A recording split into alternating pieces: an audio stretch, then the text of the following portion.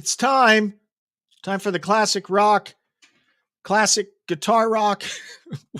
What is this called? What is this? What is this? It's the classic guitar rock daily update. All the classic rock news of the day. And it's a brand new month, November 1st. Hopefully you handled Halloween okay. I'm a little bummed. The trick-or-treaters don't come to my house. I mean, I think we probably had four groups of little hooligans show up. The good news is there's a lot of candy left over, so I've been nursing a bowl of Snickers bars and peanut M&Ms throughout the morning, which is a good thing. So, got some news items for you. We talked about Ace Frehley yesterday. Remember, Ace said that his new album would make Gene and Paul look like imbeciles. And we got more Ace news today. He shared more details about his upcoming solo album. The upcoming solo album is called, well, hang on here just a sec. It's called 10,000 Volts. It's tentatively scheduled to arrive in February of 2024. He says, quote, "It's probably the best record I've ever done." You notice a musician will never say, "This album I'm putting out is the worst album I've ever done. This is a piece of crap album." Every album they do is always the best one they've ever done. Have you noticed that? Just throwing that out there. He says, "It's probably the best record I've ever done. I'm very excited about it. It's the first time I ended up writing most of these songs with a good friend of mine, Steve Brown." Some of you might know of Steve Brown. He used to play in Trickster and has a group called Rubik's Cube. So Steve Brown has been one of the guys. He's done a lot of stuff with Frontiers Records, right? He's done a couple projects. I don't know if I've ever talked about on the update, but a fun band that I really like is Tokyo Motor Fist. Steve Brown is the guitar player and producer of Tokyo Motor Fist. Steve Brown also has subbed for both Phil Collen and Vivian Campbell in Def Leppard. So he's done a couple tours with Def Leppard. The Trickster relationship with Def Leppard started way back on Hysteria when Trickster was opening for Def Leppard. Trickster, kind of a minor little blip in the music scene, but Steve Brown has had his tendrils in quite a number of things, and he's a talented guy. So it's interesting that Steve Brown is working with Ace on this album. I think that's good. He was originally going to call the album Walking on the Moon until he recorded a song called 10,000 Volts. And also, this is interesting. This LP features Anton Fig. Now, Anton Fig, of course, most of us know him as the drummer on the Letterman Show throughout the 80s and 90s. But Anton Fig also played on Ace's 78 solo album, which is the best of the Kiss solo albums, best by far.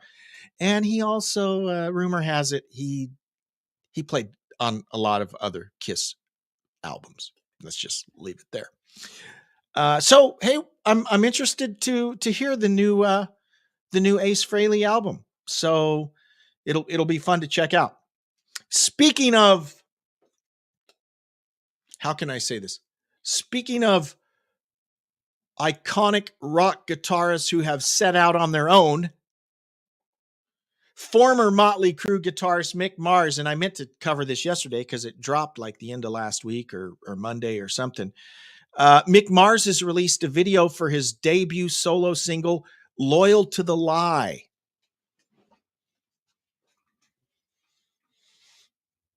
I watched it a couple times. Not a bad song. In fact, Mick's part is good. I like the guitars in it. It's got this megaphone. The singer is singing through a megaphone.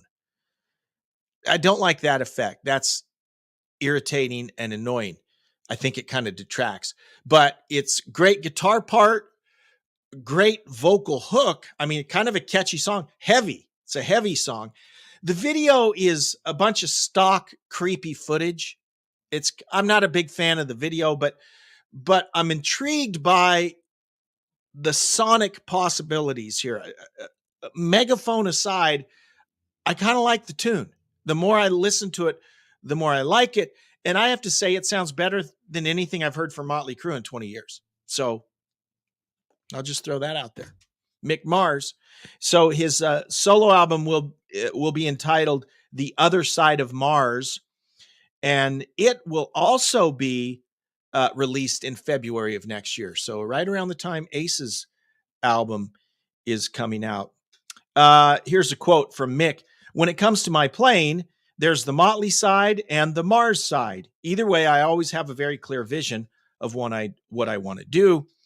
Musicians on the upcoming album include winger and former Alice Cooper keyboardist Paul Taylor, vocalist Jacob Bunton, Korn drummer Ray Luzier, and bassist Chris Collier, while singer Brian Gamboa contributes to 2 tracks." I'm not sure which cat is singing on the "Loyal to the Lie" single, but not bad at all. It's just like a megaphone effect, which I'm not real hip on. But I'm kind of jazzed because I want to hear the rest of the album. Mick is an interesting character. Mick was like 10 or 15 years older. I mean, he's already like 80 years old. I mean, he was way older than the other Motley guys. And I think in a lot of ways, he was the grown up in the group. And, kind of sad to see him go, to be honest, from Motley Crue. But this is intriguing. I'm interested to see what his album will be like. Sharon Osbourne says that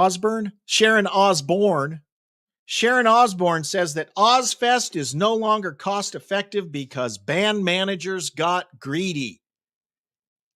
And I think she'd know. This is one of those, is this the pot calling the kettle black type of thing? So Ozfest for a number of years, I mean, it was the hottest ticket in town, and every heavy metal, hard rock band that was anyone wanted to be part of Ozfest, and a number for a number of years, this was a big deal. One of the biggest live tickets there was. It would always either be headlined by Ozzy or Black Sabbath. In fact, I can't remember. It might have been the first Ozfest where they invited the Dio fronted Sabbath to come play. And Dio said, "Heck no, I'm not going to play at Ozfest." He and Ozzy did not get along. And he said, "There's no way I'm going to play at Ozfest." And so they brought Rob Halford in for 2 nights. And Rob Halford played 2 shows fronting Black Sabbath. I have a podcast episode where we play cuts from that. You got to check it out. But that was all part of Ozfest. So Ozfest has been a big part of hard rock history for a number of years. Well, they can't do it anymore, and it's because the managers got greedy. Quote, this is from Sharon. "Yeah, it was a very weird beast because all the bands were our mates, but the managers were greedy, and for some reason they thought that we were making billions on it, and we weren't. We made a profit, but it was not like we couldn't retire on it. And managers and agents wanted more and more and more, and it just wasn't cost effective anymore. We stopped because it just wasn't cost effective." Ozzy then says that his wife and manager's workload organizing the event was effing insane. I've never read an Ozzy quote where he doesn't drop the F-bomb. Have you? Have you ever seen an Ozzy quote where he doesn't say that? Potty mouth. This is from Louder Sound, by the way. As an example of the hassles that... No, this is from Blabbermouth. I'm sorry. As an example of the hassles that could arise, Sharon Osbourne explains, quote, "Years and years ago, one of the bands, it was the second Ozfest we did, or the third, wouldn't go on stage until I agreed to give them $10,000 more. And they were holding everything up. And I said, of course, I'll give it to you." Then it was later revealed that band was Danzig. And Sharon reveals later that she never paid them the extra money and simply responded, "F you." Potty mouth. I'm not sure I've ever read a quote from Sharon where she doesn't drop the F-bomb. So basically, the Ozfest doesn't look like it will ever return. Interestingly, in this, this is from a podcast. There's a Jack Osborne has a podcast. This is all from that podcast. She never mentions the time that she turned the power off on Iron Maiden right before they came on. That doesn't come up. There was a confrontation between Iron Maiden and Sharon, and I don't know. It was awkward. This is why you never do business with friends or relatives, right? Ozfest, perfect example. But it looks like Ozfest is kind of thing of the past. So, all right. I want to start a new thing on the daily update. I'm going to share every morning when we get together, or afternoon, whatever time it is where you are. If I remember, I want to share an album that I enjoy and that I would recommend in your collection. And the album I'm going to share with you today is Planet P Project. Some of you who remember MTV in the day will remember the video to Why Me. In the early days of MTV, there would always be, news stories about MTV, either about how there was no ethnic diversity as a bunch of white people, right? Or there was a lot of violence.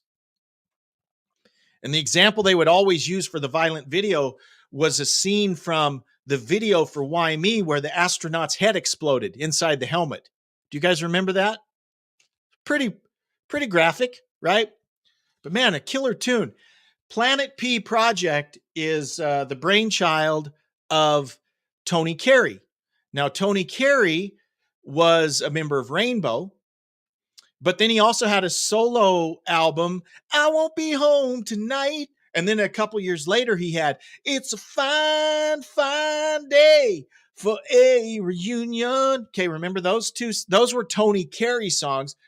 Planet P was kind of in between I Won't Be Home Tonight and then that album that had Fine, Fine Day on it. And Tony basically does everything on the album except drums. I don't think he plays drums, and I think he brought in a stunt guitarist to play some solos, but I think like pretty much everything else is Tony Carey. He wrote it all, the singing, the vocals. It's a very Pink Floydian, Alan Parsons. If you like that stuff, you'll dig this. Mine still has a price tag from the used record store, $3 I paid for years ago. Well worth it. I played the crap out of this album. You can stream it. So this is my recommended album for today. I think it came out in 83. Geffen Records. I think it's 83. And it's a what do we call it? A theme out. What's the word I'm looking for? When it's all this, what I'm talking about. It's all connected, right? There's a theme to this album. It talks about a guy who goes out into space. It's talking about isolation. It's kind of almost like an extension of Space Oddity, right? Major Tom. It's a great album. So I can't say enough about this album. Tomorrow I'll share a different album with you. Guys, thank you so much for supporting the channel, following us on X. Again, you can be a subscriber for just $1 a month. Thank you for listening to the podcast episodes, and we will see you tomorrow for another daily update. Live long and prosper.